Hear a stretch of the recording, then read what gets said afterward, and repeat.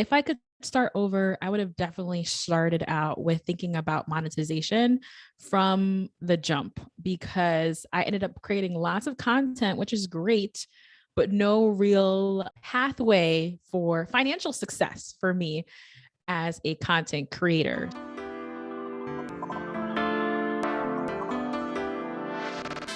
Hey everyone, this is Christine Job, the host and creator of Flourish in the Foreign, an award-winning podcast that elevates, celebrates, and affirms the voices and stories of Black women living and thriving abroad while exploring living abroad as a pathway to wellness.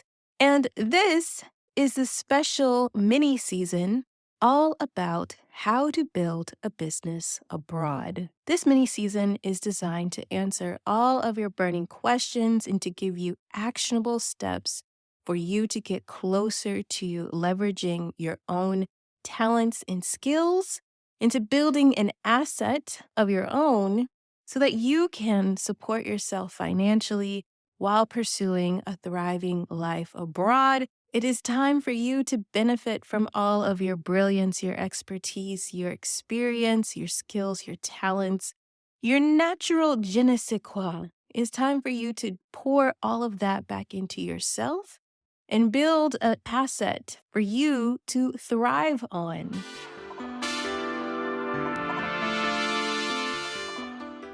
Today's episode is going to center all around the process of creating a podcast and building out a podcast business.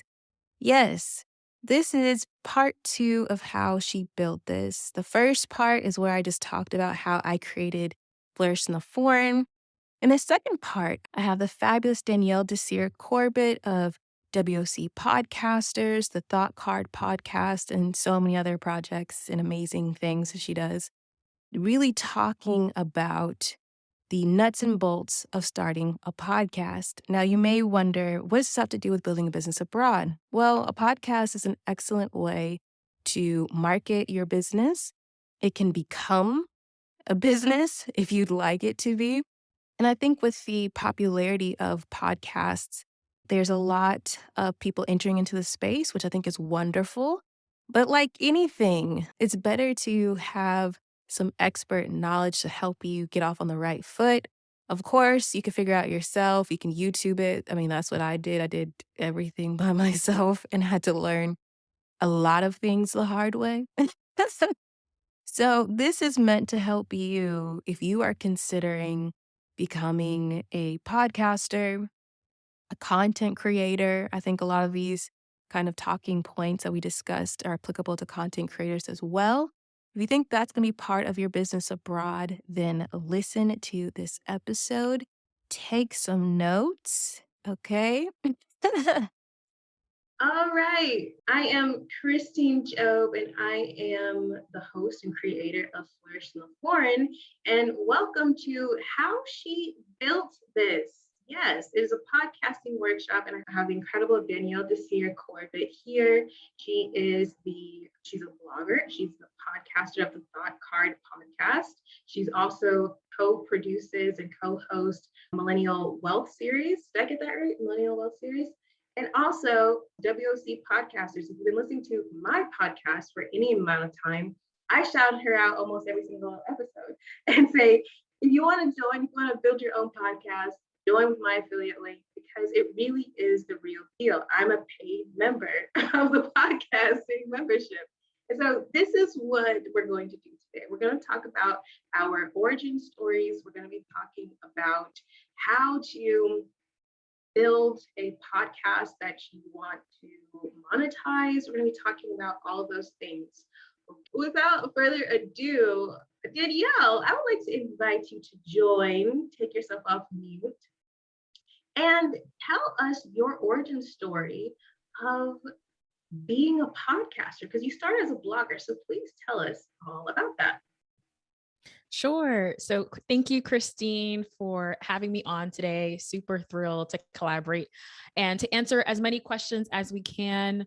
Podcasting is booming. I've been podcasting for 3 years, And I've learned so much along the way. I truly feel like podcasting has been the creative outlet that has helped me grow my business and grow my brand the most. I was blogging for 3 years before that. And then I jumped into podcasting, and I have been podcasting and blogging together. And I do feel like podcasting has put me on the map. I built my thought leadership as a podcaster. I now have a full blown income stream from being a podcaster. And I recently quit my job in September because things are going so well and there's no need to keep a corporate job anymore. So I'm really excited. I began my podcasting journey because I wanted a way to connect with my audience more intimately and also faster. So I am one of those people that's a reluctant writer. So I never thought of myself as a creative. So I was blogging, but I wasn't really quick and fast at it. So I was like, why don't I try my hand at podcasting?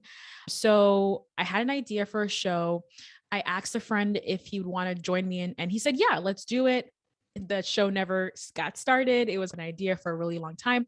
And it wasn't until Spotify had a Sound Bootcamp opportunity where they were looking specifically for women of color who had an idea.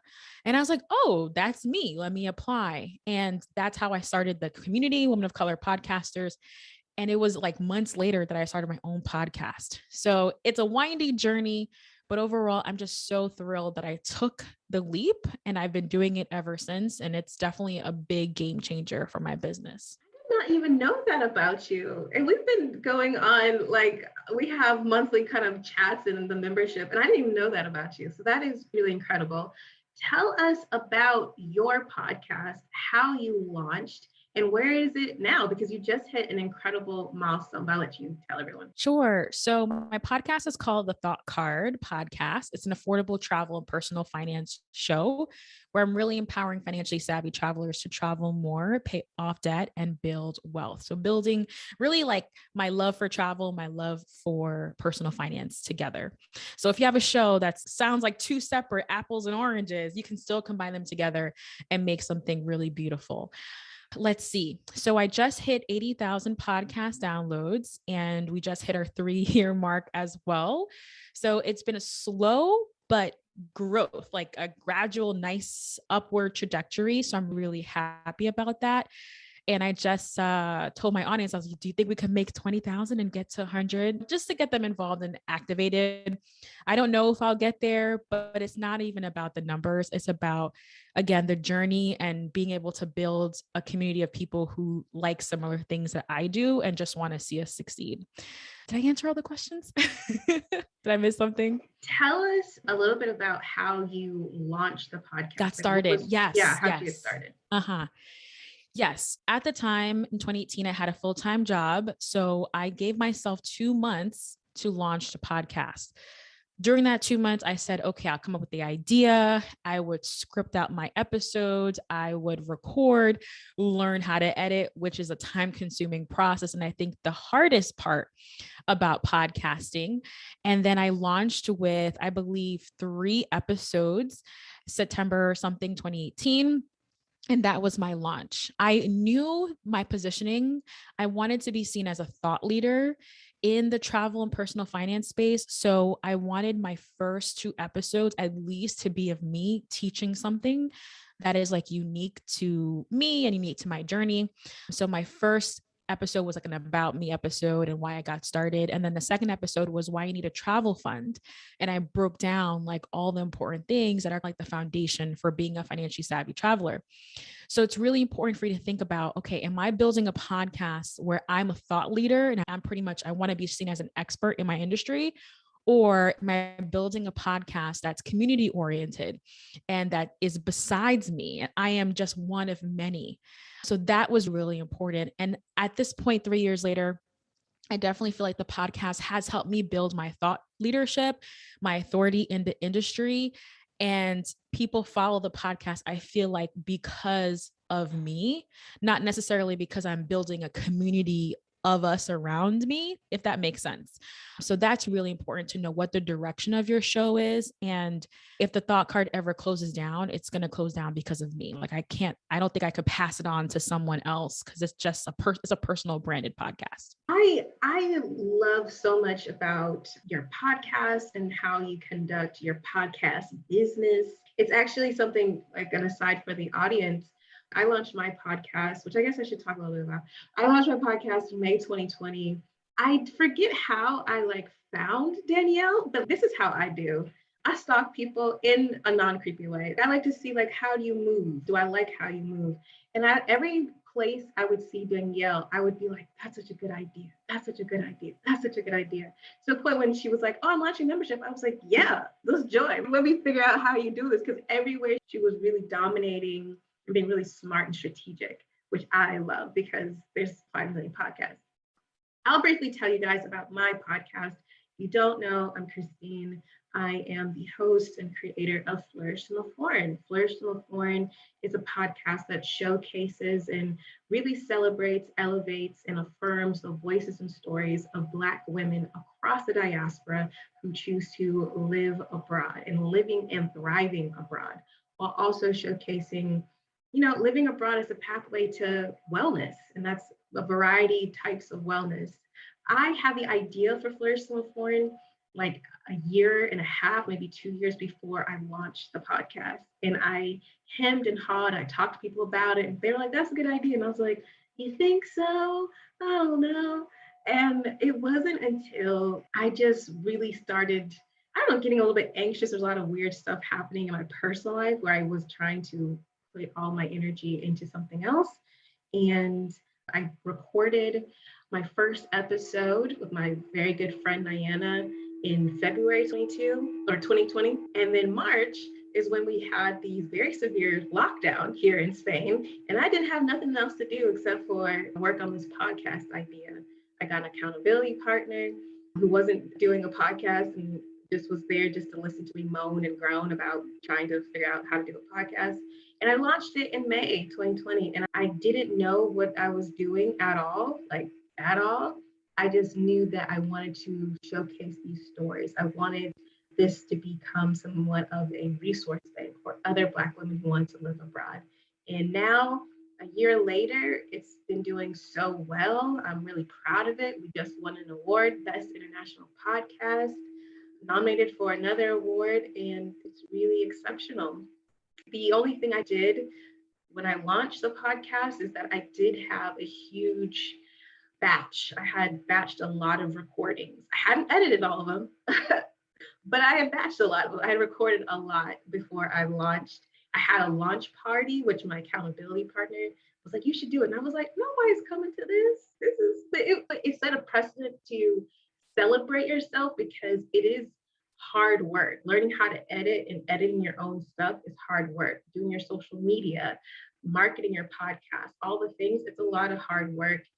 And if you're going to monetize it, you are the entrepreneur, you're the business person, you're the CEO. So you have a lot of stuff to do. And that's how I launched Flourish in the Foreign. And that's about it. So enough about me. Back to the expert, Danielle Desir Corbett. I think a big issue that a lot of people have, and I saw in a lot of the questions, is about launching. People don't know, how do you launch a podcast? What are the fundamentals of launching a podcast? I know within your membership, WOC Podcasters, you have a track, it's called the 101 track, that basically you give them all the rundown of how you would launch a podcast. But can you briefly talk about what you need to successfully launch a podcast? Yes. So you can always find online the things like the technical things, the equipment and things like that. But I think it's really important to think about the mission and vision of your podcast, which people gloss over. So really understanding what is the show that you're trying to produce, what's the angle, why people should listen. And one of the big exercises that I usually tell my clients is, okay, at least have 10 episode ideas on paper so that you can launch confidently and you know what your show is about and what you're going to be focused on. Another thing is that, are you passionate about this topic? Can you talk about this topic endlessly? Are you curious? We'll give you a good idea that you have a long-standing show versus just a series of a couple of episodes or like a season. So it's really important to be passionate and to know what you're going to be, your mission is and what you're going to be talking about. Another thing that I do that I think that's unique is also I think about the content pillars or content buckets that my episodes are going to fall into. So part of the description and part of understanding your show, if you could divide all your episodes, if they could be in 3 to 4 buckets, what buckets would those be? Now, this is important because it'll keep you grounded, but also if someone comes to you and asks you to do something or be on your show and it doesn't make sense, you'd be like, there's misalignment here. So my content buckets are affording travel, affordable travel destinations, saving, paying off debt, building wealth, and the new one for this year is like earning more money. So whenever I'm coming up with episode ideas or pitching a guest or having someone pitch me, it has to fall into one of these 4 places.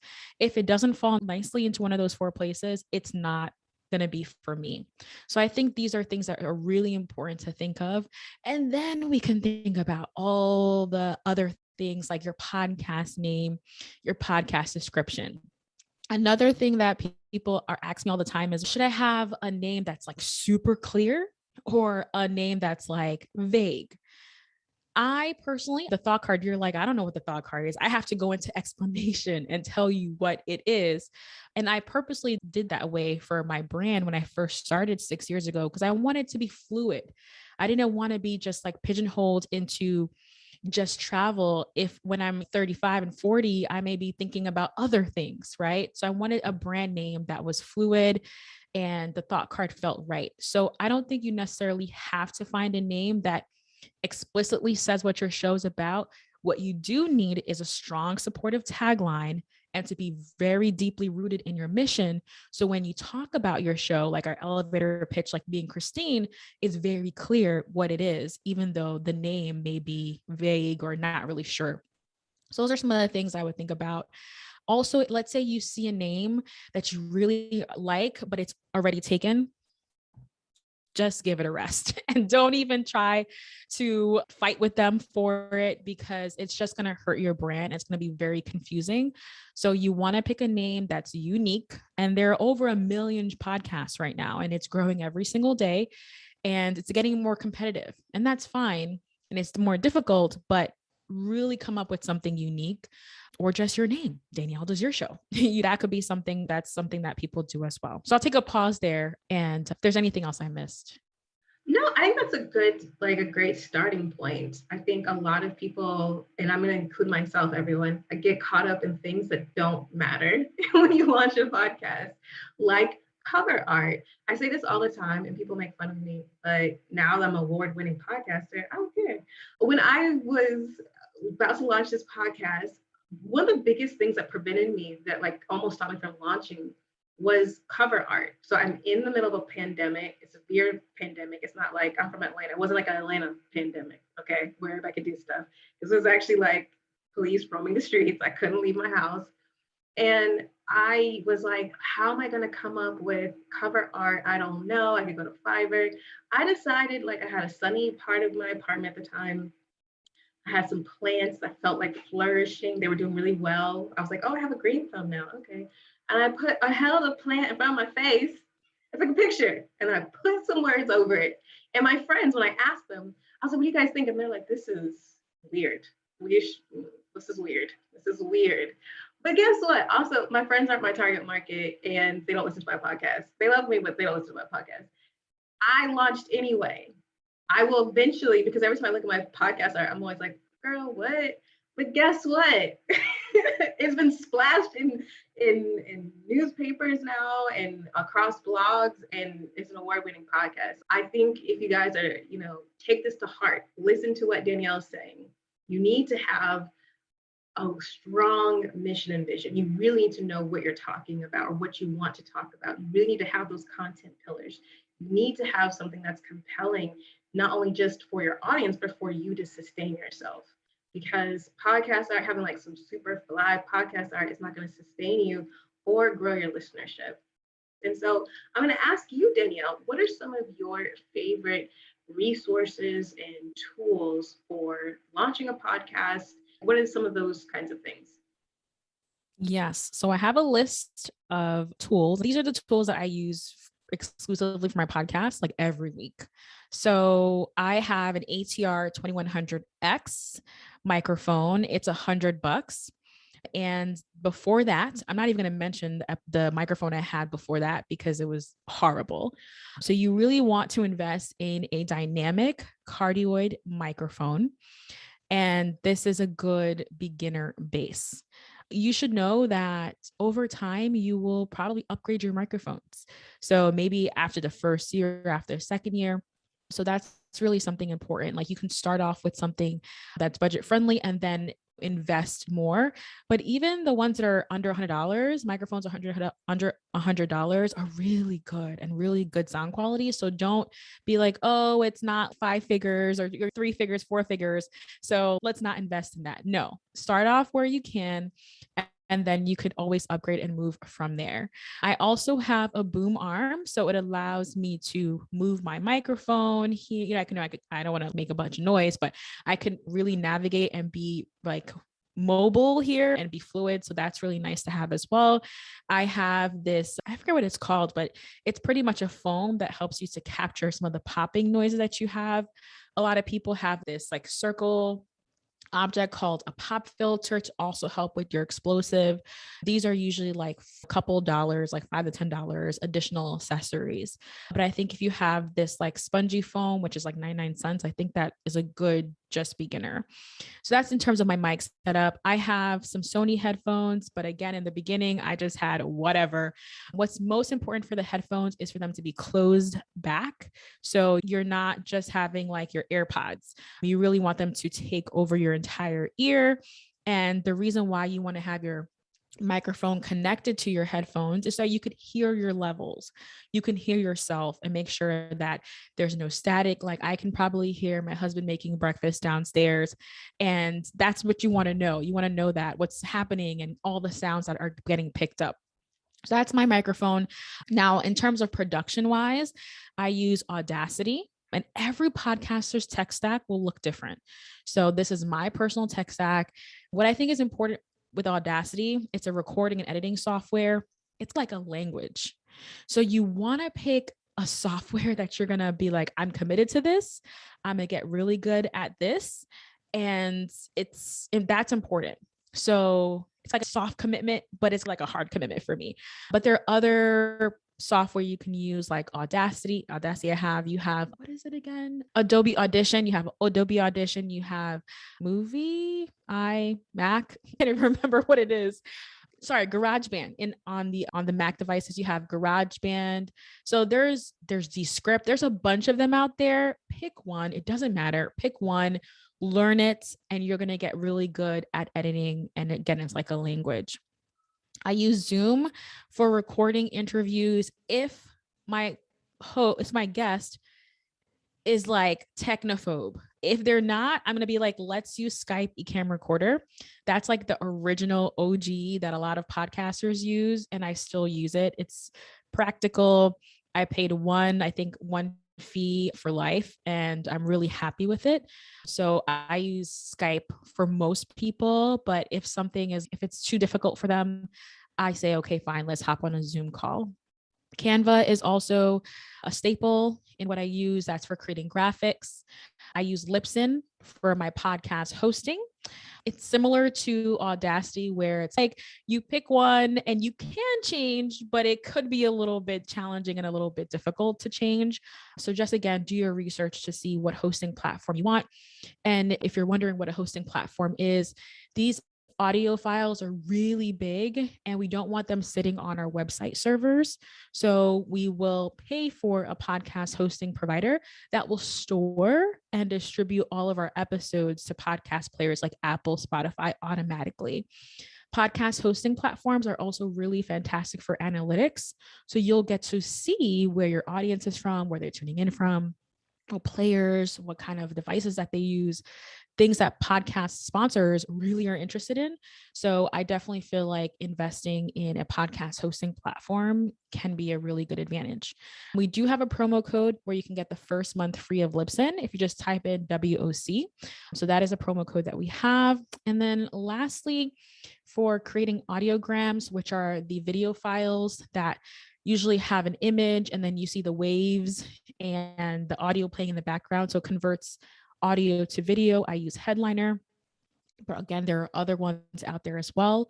So those are the tools that I use on a regular basis for my show. Yeah, I think that is an extensive list. I think if you guys use that, you will not go wrong. I use a lot of the same things, but I want to talk about something that she just mentioned, which is when you are picking your resources, particularly your hosting services, thinking about your analytics and how that's going to help you, especially if you want to dun, dun, dun, dun, turn your podcast into a business, which I put it out for you guys, a survey, and everyone checked yes on that. So let's talk about that, Danielle.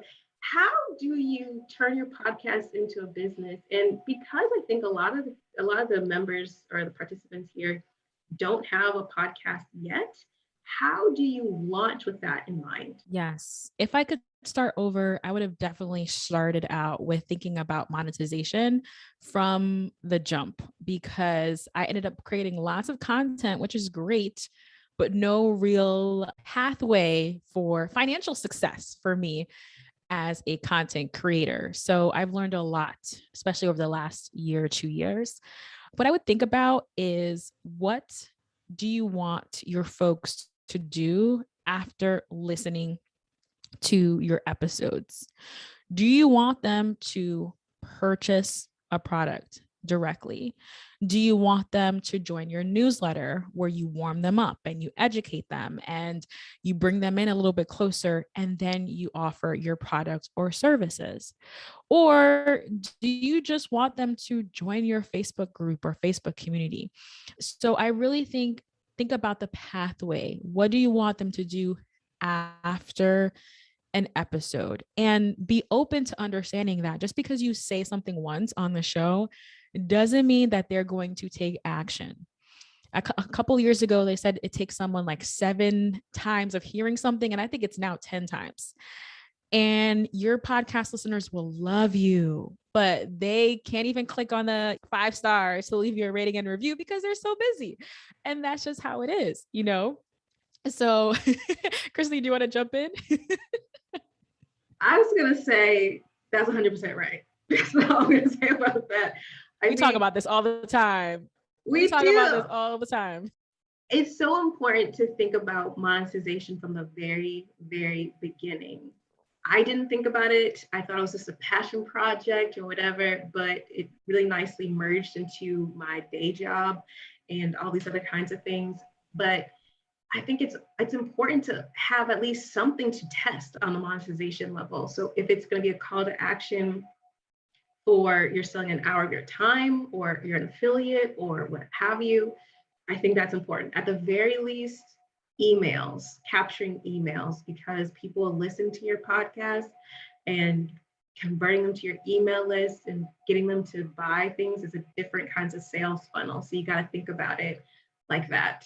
But I'll let you continue. I'm sorry. Sure. So one of the easiest ways for podcasters to make money is being an affiliate. So an affiliate is when you refer products and you get a commission off of each sale that you make. So these can be resources that you use already, maybe things that you mentioned in the episode, or it can be something that is maybe adjacent or to the side, or maybe something that you just want to pop in the episode and use it as like a roll, a pre-roll or mid-roll. So affiliates is a great way because it's passive. You create the episode once, you put the affiliate links in there, and because people are constantly listening to these episodes, you may make sales. So I knew actually my podcast was going to become profitable when I had joined a affiliate program where I was making close to $500 per each sale. And I was making money every month. And I was like, wow, I recorded this episode in 2018 and I'm still making money in 2020, 2021. So it's very powerful. I would recommend having a mix of affiliates that are smaller commissions like Amazon, which is like pennies, and also those large commissions that are $100 or hundreds of dollars, thousands of dollars as well, so that you have a balance of the two. So that's really important. I think that's something that you can think about early on. When other things you can think about also is digital products and courses and workshops. If you have a show where, or if you are a brand where you can teach folks something, then package it into an ebook, package it into a workshop, package it into a masterclass. These are things that you can take advantage of early on. Again, have a call to action in several episodes, not just one, because it may fall on deaf ears and you may get discouraged along the way. Another income stream that you can think about as well is crowdfunding through a Patreon account or Buy Me a Coffee. Both of these are advantageous. I like Patreon because it's like a membership model and they have a lot of support for continuing recurring subscriptions. But if you want people to just pop in quick $5 and you don't necessarily want the membership aspect, Buy Me a Coffee is another great resource because it's a very casual, they kind of pop it in there. So asking your audience, and I know Christine does this really well as well, saying, hey, support the show.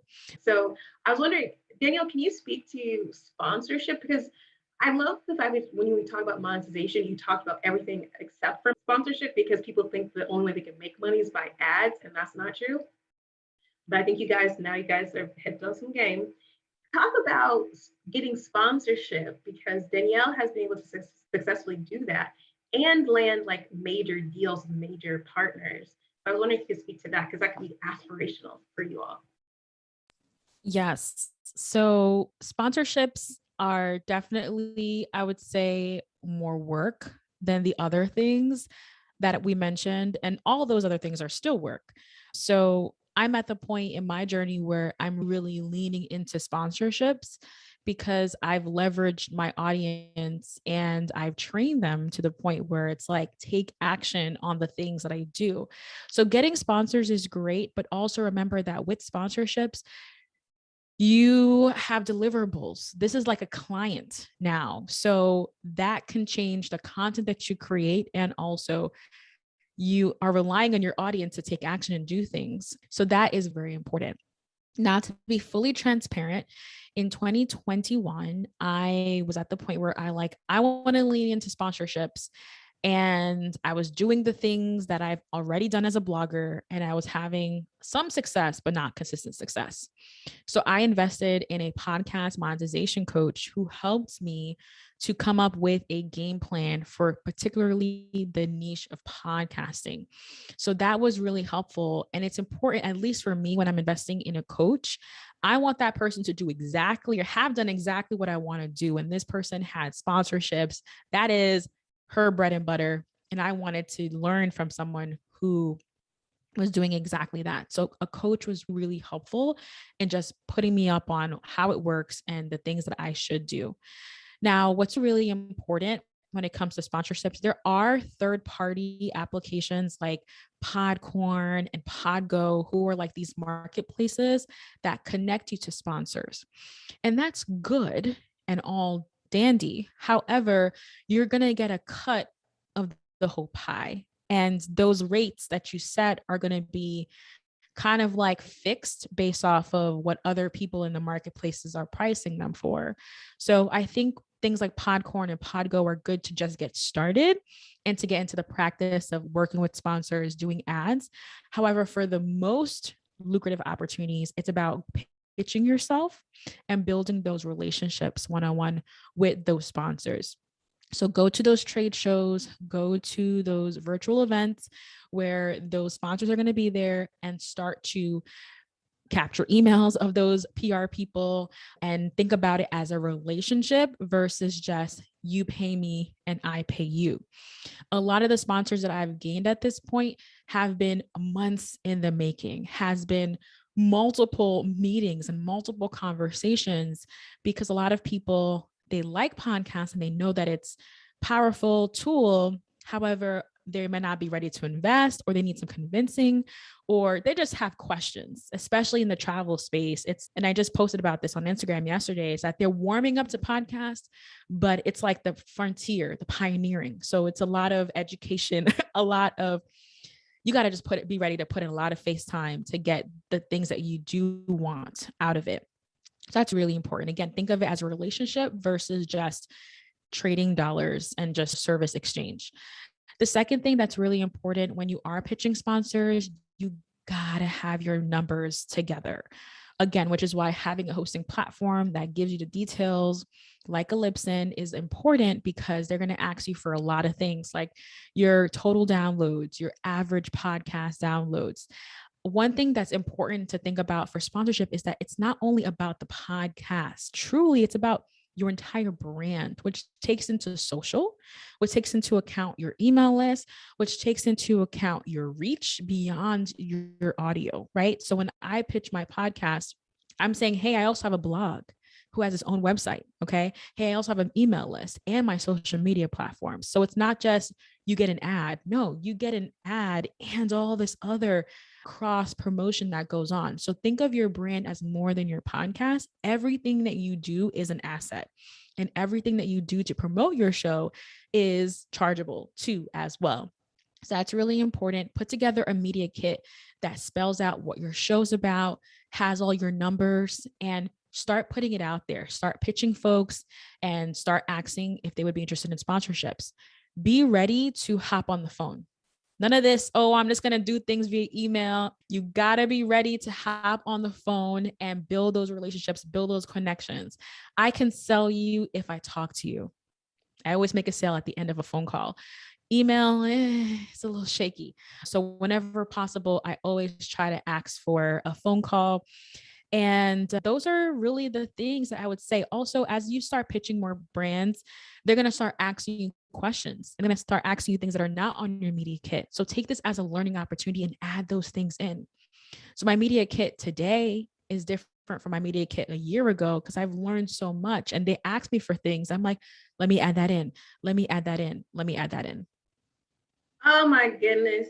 Everything that she says is true. I just want to add this. If you really want to monetize your podcast, you really do need to understand that this is an asset. You need to understand that you are developing intellectual property. You need to protect that property. You need to conduct yourself in that way, which means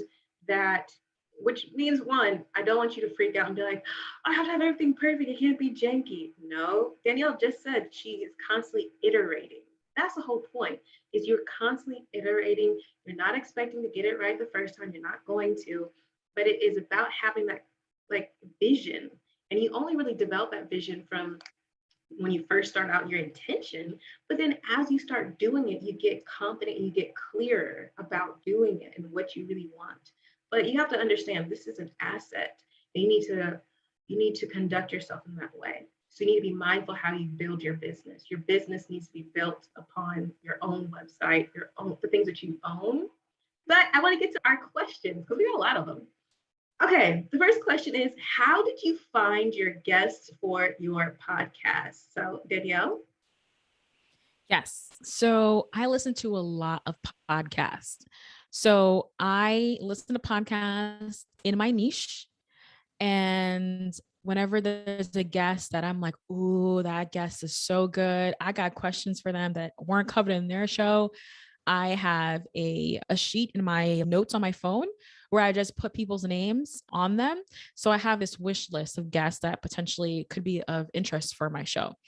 I also am really active on Twitter, which is a great connecting tool. So I call this social networking. So you just like posting and you just like chatting with people, you may stumble upon someone who is remarkable and you're like, hey, I want to have them on my show. Putting calls out, just blatantly saying, hey, on social, hey, I have spots for my upcoming season for my show, looking for people that talk about XYZ. That could also give you potential leads that you may vet. Now, the difference between you admiring someone versus someone coming and pitching you is the legwork. If I already admire someone and they're already on my list, I already know the vision of the episode and the kind of topics we're going to be talking about, versus when you put a call out, you may just get a bunch of flooding of people and you'll have to vet them to see, are they truly, who they say they are, and can they stand up and have a good conversation with you for an hour or whatever length of your show. Also, joining podcasting communities is super clutch. So you have communities like WC Podcasters for women of color, but you also have other communities like She Podcasts, and that's a Facebook group. And they have a weekly thread called Pitch Yourself Tuesdays, where you can just go down the list and see what opportunities are open for pitching, and even put yourself in there and say, hey, I'm looking for shows. So being part of these communities, you can just literally post and say, I'm looking for this or looking for that. So that may be a good place to connect. A lot of the people I've had on my show, or I've been a guest on their show, were through women of color podcasters or other podcasting communities as well. So that's really cool. Lastly, I would say speaking and attending conferences is a great opportunity to connect with people and to see potentially who may be a good guest on your show. So overall, I gave you lots of ideas, but just always be on the lookout. Always be looking for potential people who could inspire you and inspire your audience.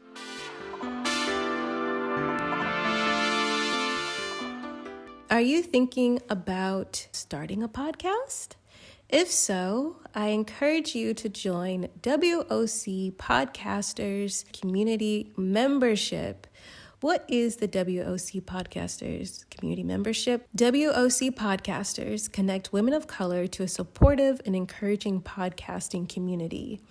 I'm not only a paid member of WOC Podcasters, but I'm also an affiliate. So please utilize my link when you sign up at no extra charge to you, but it does support this here podcast. You can find my link in the description of this episode and also on the Flourishing the Foreign website.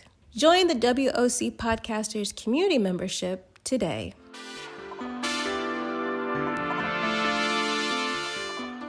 The next question is, how did you develop your topics?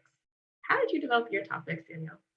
So I already had an existing brand that was running for years. So it was super easy to expand off of that project. However, when it comes to the topics that I wanted, this goes back to the beginning of the conversation. We're talking about content pillars. Again, what are the things that you want to talk about? And can you neatly fold them into a couple of buckets? So that's really important. I knew that I wanted to talk about travel and not budget travel. I want to talk about affordable travel, which is subjective. And I wanted to talk about the creative ways that people were traveling. So I'm not necessarily a travel show or like a budget travel show that just takes you around the world at every episode. No, we're talking we're talking about the strategies. We're talking about more nuanced things. So it took some refinement. If you want to look at a podcaster's evolution, look at their first couple of episodes, look at their first season, and then look at their last season, their most recent season, because 2018, I was all over the place. But 2021, Danielle, it is like, I'm all about location independence. Like, it's very specific. So I think it just takes time for you to develop. Even if you know what your topics are, you're going to start to lean into certain topics. For me, again, another thing that I think about is, what am I interested in, right? In the beginning of my podcasting journey, I was just interviewing people who had a story to tell and who had interesting articles. And I'm like, oh, let me get them on the show. Now I'm like, I'm interested in what?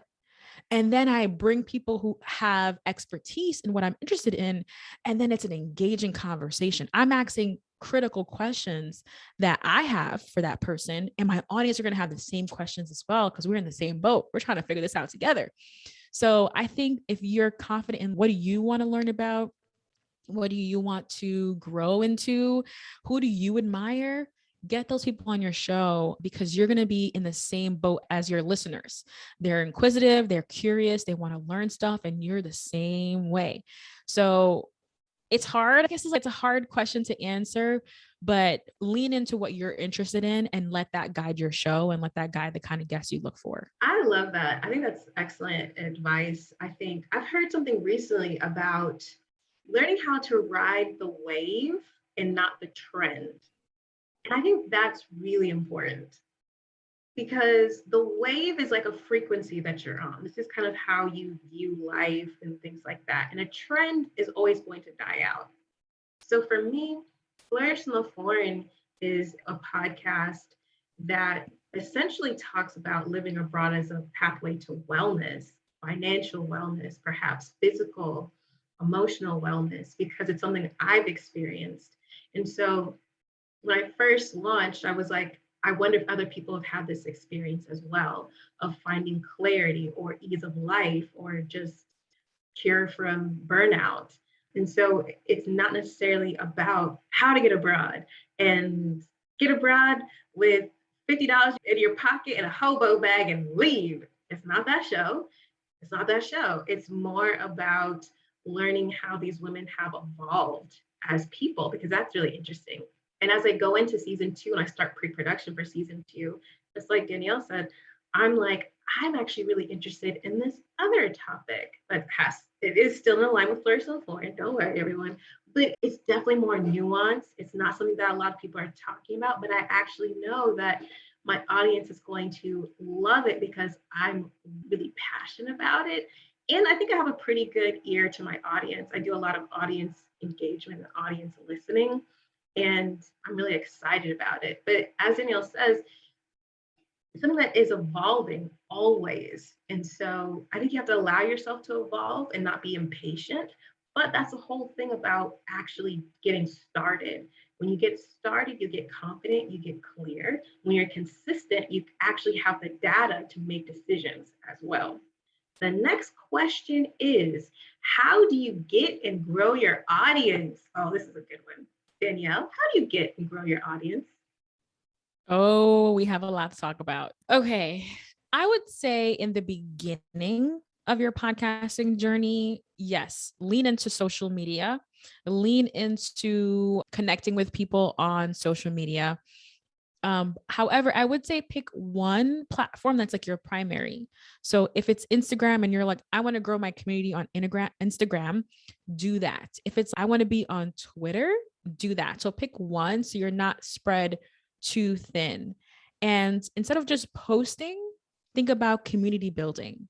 So think about having people gather around you and your content on your profile versus you just posting for engagement and likes and comments and things like that. So I think social is good in the beginning. However, there are some downsides to social, like algorithm change and people not seeing your posts. Also, you not having ownership of your platform. And the lifespan of a post is very short and very small. And lastly, you can't really track the conversion. So, does an Instagram post lead to a download? It's very hard to track that. They don't have the tools to do that.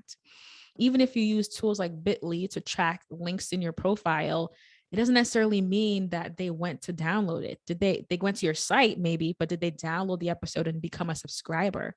So it's just murky. I think social media honestly can be a waste of time if you're not using it for fun, for fun for yourself. Because again, all these things make it just a hurdle for podcasters. We also alluded to using audiograms. And in the beginning of my podcasting journey, I was on the audiogram bandwagon. And it's time consuming to create these little videos based off of your audio, and you can't track it. So my strategies have definitely shifted now. And to be honest, all of the major shows that I've been on that have millions of downloads, those podcast hosts didn't even hit me back with a link.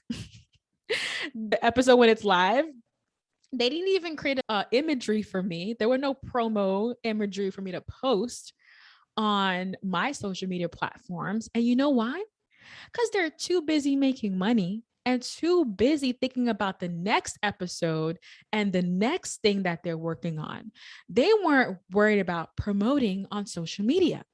So I'm not saying you have to be anti-social, but I do see a trend as I become more established. I'm doing less and less promoting on social because the return is not necessarily there. So, what do I do instead where the returns are better? So I definitely use my email list. So I make sure on my website there are ways for them to join my mailing list. Every blog post I create has a mailing list capture form. And then what I do is a week or two after the episode goes live is when I share with them that episode. So you have your die-hard subscribers who listen to the episode when it comes out, day one. Day two, it falls off a little bit. By week one, they're already on to the next thing. They're waiting for your next episode to drop, right? Or maybe they're going back into the archives. So this is a good chance to reach out to your email list and say, hey, folks, did you know that I have this new episode that's out, and you can promote it? So that gives you another wave of potential people who may be listening, who may not have heard, but may listen to your episode. So that is like one of the strategies that I do, nurturing my email list. That's really important. Another strategy that's overt, it's not, this is something that I'm intentionally doing, but really making sure that my website, my podcast website, is a destination. So it's not just a website. It is literally my home on the internet. It is where all things the thought card world live. And I put a lot of time and resources to making my site user friendly, beautiful, and just a warm and inviting place where people can find me. So instead of relying on social, I'm relying more on SEO, which is search engine optimization. When people type in, how do I find remote jobs? I want my podcast episode to be one of the top things that they see on their search engines. So that is passive. That's organic. People searching things on Google and finding me this way versus me having to constantly push out and promote and talk about my podcast, which is exhausting and tiring. So really leaning into learning SEO. I'm not an SEO expert, but I learn every day. I learn something new, making my website a destination, capturing emails, promoting them a week or two after is very important. And those are some of the strategies that I have used to grow. My last advice, and you could do this at any point. You don't have to even have a podcast right now to do this, but guest appearances on other podcasts in your niche are so important. That collaboration, that cross-pollination, getting in front of people who may want to listen to your show is like A1. Years ago, I organized podcast tours where kind of like a book tour where you would go on 10 different podcasts over a couple of months. And that really gave me a pop. I was like popping up everywhere for like months to come. And that helped. Every episode you're on as a guest, people will come and follow you and come and follow you. So these are more long-term things that take a little bit of time to do and develop, but the results are way stronger than just a post on social. Going back to what she just said about SEO, Danielle actually has an amazing resource on show notes and titles for your episodes. And that's really important. That's discoverability. If you really want to grow your podcast and you want to increase your listenership, like she says, you're building an archive, you're building these assets. Are you just going to allow them to just lay there and they're not going to be promoted? No, you're going to let them get promoted, and you're going to let people find them on their own time by creating amazing SEO optimized content that supports it and showcases it, because you do a lot of work when you produce this episode. So you want people to discover it, listen to it, and also, be better for it. The way to do that is titles of your episodes, but it's important to try to be as strategic as possible.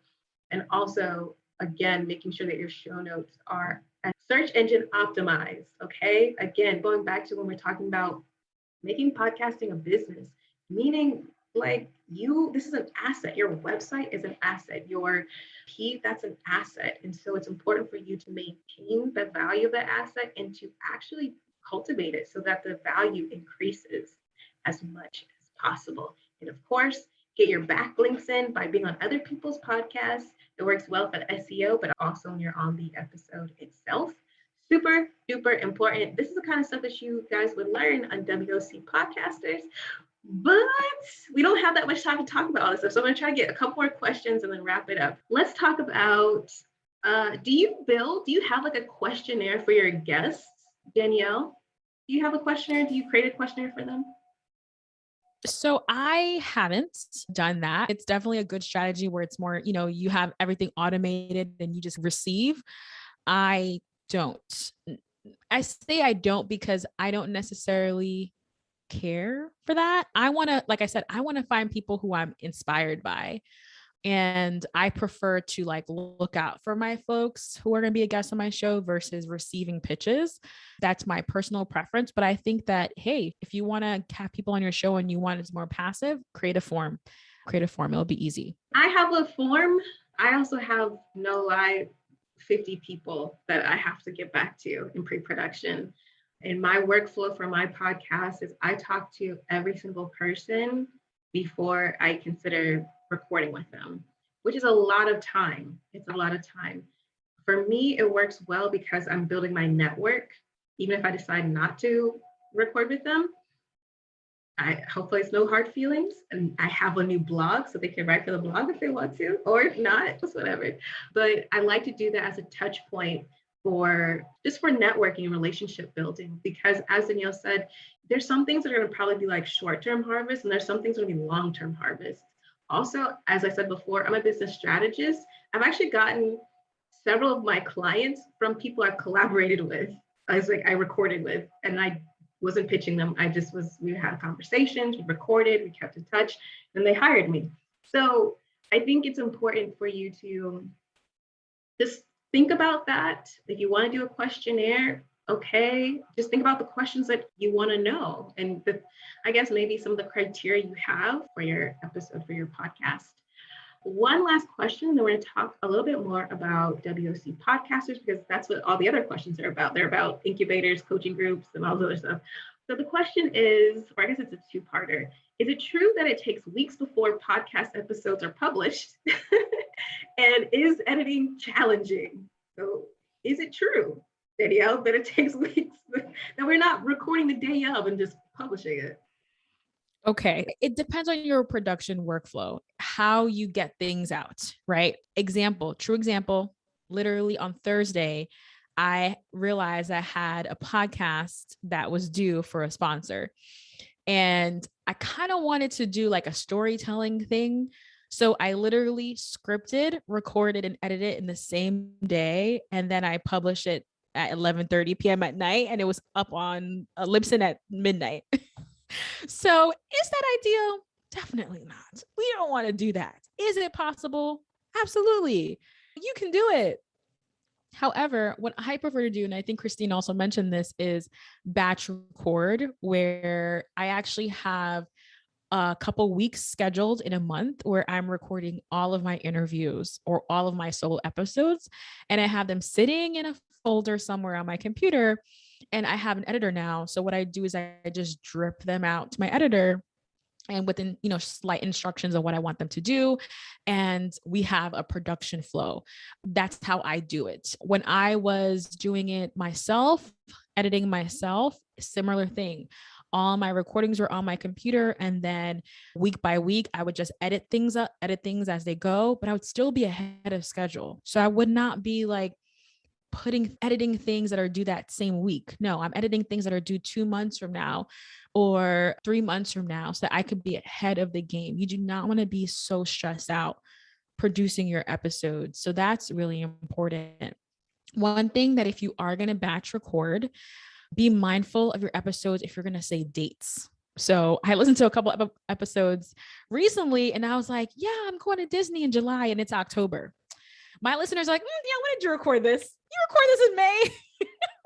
My content is still really good, but I peeped that, right? So now I'm like, okay, when I'm speaking, make it more evergreen where I'm not mentioning dates. And I'm also telling my guests, hey, this may be coming out months later, so let's not mention dates so that it's more relevant and it's evergreen. So the quick answer is it just depends on you. There are examples when you're going to be rushing and examples when you're way ahead of schedule. If you have a seasonal show, this is a good time to get ahead. Take a break because you deserve it, and record and edit and do all the production stuff so you could be ahead of the game so you're not stressed out for sure. I agree wholeheartedly. I learned the hard way when I started to pitch guests. I had a website and a trailer. I pitched a whole bunch of people because I didn't think anybody would say yes. Turns out a lot of people said yes. And then I was like, oh, okay, cool. I'm so, yeah, I want to have some recordings under my belt. And then it ended up being I had 10, 20, 30, 40, no lie, 50 recordings. And I was like, I was drowning in material. And it's great because I could produce it, but then also I recorded in the middle of a pandemic. So some of the questions that we were asking or some of the answers that I was receiving are not necessarily still hold true right now. I had people that were in Hong Kong and going through the pandemic, but also like the whole political issue over there. It's like a lot of things. So like Danielle says, be mindful of dates, batch, don't overwhelm yourself like me, where I was just like, I just have all this content. And that puts pressure on you because you're like, oh crap, I got to get it out. But yeah, I think be organized as possible and try to develop a workflow. You're not going to figure it out until you start doing it, because I could tell you my workflow, but that's not necessarily going to work for you. So yes, but it is normal that you record for some weeks and then you put it out. And I think that is the last question. Right now, I really want to talk about WOC podcasters, what it is and how it can help you launch your podcast.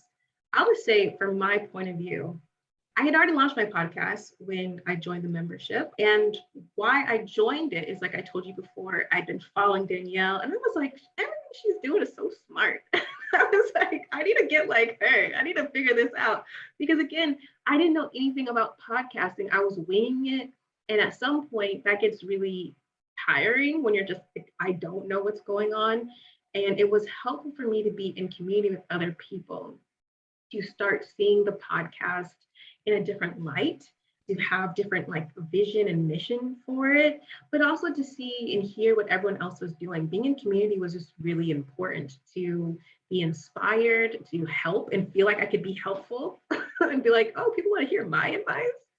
And then I think it's helped me a lot with my SEO, my website strategy, and really about positioning yourself in a market and being confident in that. So that is my experience with WOC podcasters, but I will let Danielle tell you all about WOC podcasters. So Women of Color Podcasters Insiders Membership is really about providing a robust resource where you can grow throughout your podcasting journey. So we actually have 3 separate tracks because we know that there are some people who just want to have access to all the things versus some people who need maybe curated. What do I need to know as a beginner versus something like, what do I need to know as an advanced podcaster? So what we've done is we created 3 individual tracks to provide you with all the resources relevant to you and where you are in your podcasting journey. So that's really important. We have a huge archive of established video replays, resources, and PDFs, so you can go in and deep dive on your own time. And then every month, we also offer live classes with a guest expert. And we also do Instagram and website audits as well, which means that you can join a small group call and get your website looked at or your Instagram profile looked at to provide that one-on-one touch point. That's really important. And also, like Christine mentioned, we also have an accountability call, which you meet with your 3 different cohorts. So we actually have 3 different meetings. And the 101, we usually talk about beginner and launching. And we actually have maybe 5 or 6 folks I've been working with every month to get them to the point of launch. And they're almost ready to launch, which is like super exciting. 201 is more of building. So you're like launched already and you're trying to build your audience. And then 301, which I meet with Christine every month, we talk about monetization and money and growing. So there's something for everyone in the membership. And we really thrive on that high touch point, like meeting often and being able to talk through a lot of the issues that we encounter. And overall, I think that I feel more knowledgeable as the person who founded this organization. I've grown so much because I'm learning constantly every single month. Podcasting isn't just the audio files you listen to, like, we talked about today. There's so many different things that go into it, and you can learn a lot through trial and error, which is fine, but it's exhausting. It's a waste of resources. So joining in membership or using resources that are already put together out there is a great way to speed up the process and for you to learn a lot along the way. Yeah, that's about the membership. I'll also say that whenever we have there's also a community. So people drop questions all the time, which is really cool because we can all utilize each other's kind of brain power. But also when there's something new that's happening in the podcasting sphere, like we always talk about it. So when Apple started doing their subscriber membership, like we talk about it, which I think is helpful because the podcasting space is still a little bit of the wild, wild west, but it's, as everyone is probably aware of, it is quickly being gobbled up by different corporate entities. They're trying to get their hands on it. Facebook, everybody's trying to figure out how they're going to make it work. And as an indie podcaster, it's important that you have that kind of support to navigate those kind of decisions, because as I said before, this is an asset and you are building an asset and you're leveraging. So depending on what your mission and vision is, maybe you want to sell your podcast or your website or something like that, which I actually talked to a fellow WOC podcaster member and a new friend of mine. And we talked about that. And that was her whole aim in her new podcast that she launched. And I was like, yeah, that's actually going to work. And that's going to be very lucrative. I was like, that's a good idea. Or if you want it just to be a sales funnel to your business, or if you want to utilize it to develop your thought leadership so that you get paid speaking gigs or you have a book or something, this is something that you don't want to do like alone or just with like random people on the internet. You want to do with people who you can see are also doing it and who are doing things that you also want to do. And so I think there's so many great free resources, but I'm a huge advocate for investing in yourself, because if you invest in yourself, you will get there much faster. I know some people think, no, I can do it DIY. Look, I'm the queen of DIY and resources. I don't think anybody can out-resource me, actually. Let me just say that, because like I be doing it.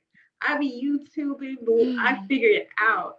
But what I realize is that if you really want to be sustainable, really in anything, but especially in podcasting, you need community because you need other collaborators. You need people to talk about your podcast when you're not in the room, to throw opportunities your way, to tag you on stuff. Like, you need community. I think that's how I even learned about the awards that I am nominated and I won. Okay. Because you don't have time to be doing all things podcasting, searching all these things. Like, you don't got time. You got a life, you got a job, you got things to do.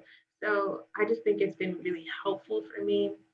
And I enjoy it. I enjoy our monthly meetings and I love looking at the community. And of course, Danielle, thank you so much for taking time out of your busy schedule for joining us. I actually have an episode about how I developed my podcast, and I actually have some really cool different voices on the episode. So y'all just got that kind of tidbit in. But anyway, thank you so much, Danielle, for sharing your wisdom. I appreciate you. Danielle, do you have any last words you want to share with everyone? Yes, just connect with me on Instagram. I'm at the Danielle Desir on Instagram. Let's keep in touch. And I look forward to our next collaboration, Christine. I'm sure other things will be coming up. Yes. And check out WOC Podcasters on Instagram and the website.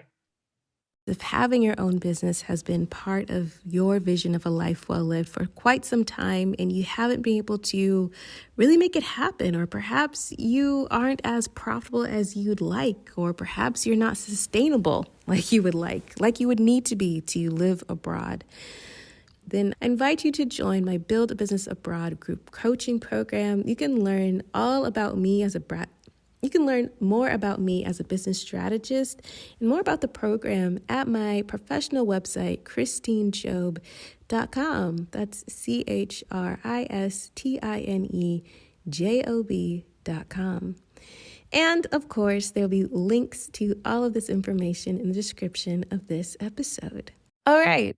Thank you so much for listening to this episode of the Build a Business Abroad mini season. I want you to, 1, take it all in, take a deep breath. You got this. 2, I want you to journal how you feel, initial reactions, initial ideas that you have. And I want you to know that with consistency, where you will find yourself in 1 year, let alone 6 months or even a month from now, is going to rock your world. Thanks to Zach Higgs for producing the music of this podcast. It's time for you to believe in yourself. And it's time for you to bet on yourself. You are more than capable, and you are so ready for the next step. I'll see you next time. Bye.